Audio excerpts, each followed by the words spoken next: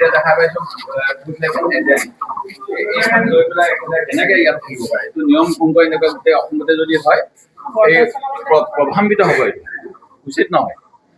এই এনেকুৱা কামবিলাক কৰিয়ে ভাৰতীয় জনতা পাৰ্টীয়ে ৰাইজৰ ভোটৰ ওপৰত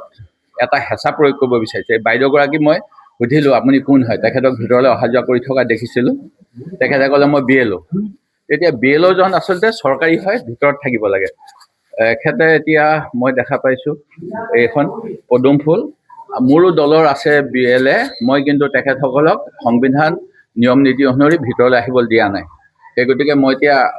প্ৰিজাইডিং অফিচাৰ দৃষ্টিগোচৰ কৰিছোঁ যাতে পক্ষপাত মুক্ত নিৰ্বাচন হয় পক্ষপাত দুষ্ট নিৰ্বাচন নহয় তাৰ বাবে সুস্থ গণতন্ত্ৰ সংবিধান ৰক্ষাৰ বাবে যিহেতু ৰাজনৈতিক দলৰ প্ৰতীক এই পৰিৱেশটোৰ ভিতৰত আহিব নাপায় কেম্পেইন শেষ হৈ গ'ল এই পদুম ফুলজোপা ইয়াত থকাটো একেবাৰে উচিত নহয় মই প্ৰিজাইডিং অফিচাৰ কৈছোঁ তেখেতক এই কেম্পাছৰ বাহিৰ কৰি দিব আপুনি বাইদেউ নামটো কি বাইদেউ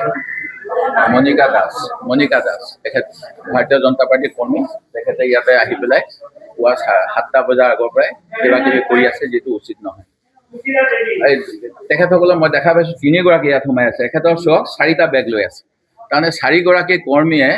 এই আপুনি কেনেকে এই চক বাইদেউ 1 2 3 4টা বাইদেউ জোকে নবল বাইদেউ নাপায় গণতন্ত্ৰ নিয়ম নহয় বাইদেউ নিয়ম নহয় ৰখীয়া হ'লেও ইয়াত নহয় বাহিৰত হ'ব লাগে মই মোৰ মোবাইল নিয়ম নহয় বাইদেউ